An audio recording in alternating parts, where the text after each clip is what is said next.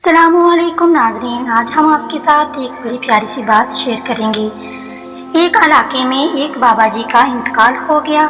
जनाजा तैयार हुआ और जब उठाकर कब्रिस्तान जाने लगे तो एक आदमी आगे आया और चारपाई का एक पाँव पकड़कर बोला, मरने वाले ने मेरे 15 लाख रुपए देने हैं, पहले मुझे पैसे दो, फिर इसको दफन करने दूंगा।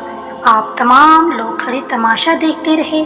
बेटों ने कहा, मरने वाले ने हमें कोई ऐसी बात नहीं बताई कि वो मकरूज है, इसलिए हम पैसे नहीं दे सकते।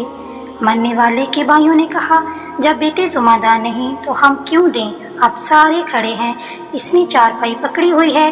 जब बात घर की औरतों तक जा पहुंचती, मरने वाले की इकलौती बेटी ने जब ये बात सुनी तो फौरन अपना जेवर उतारा और अपनी सारी नकद रकम जमा करके इस आदमी के लिए भिजवा दी और कहा, अल्लाह के लिए ये रकम और जेवर बेचकर इसकी रकम रखो और मेरे अबू का जनाजा ना रोको।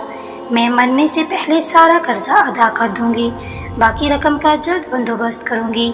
अब वो शख्स खड़ा हुआ और सारे मजमा को मुखातिब करके बोला, असल बात यह है कि मैंने मरने वाले से 15 लाख रुपये लिए नहीं, बल्कि इसके 15 लाख रुपये देने हैं।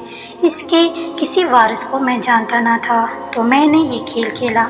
अब मुझे पता चल चुका है इसकी वरासत एक बेटी है और इसका कोई बेटा और कोई भाई नहीं। अब भाई मुंह उठाकर देखते रहे और बेटे भी। मुहतरम दोस्तों, जिनकी बेटियां हैं बहुत खुश नसीब हैं, लिहाजा बेटी की पैदाइश पर खुश होना चाहिए। बेटों की शरीयत में भी बहुत फजीलत बयान की गई है। उम्मीद है आपको ये स्टोरी पसंद आई होगी। चैनल को सब्सक्राइब करें, वीडियो को लाइक करें। शुक्रिया।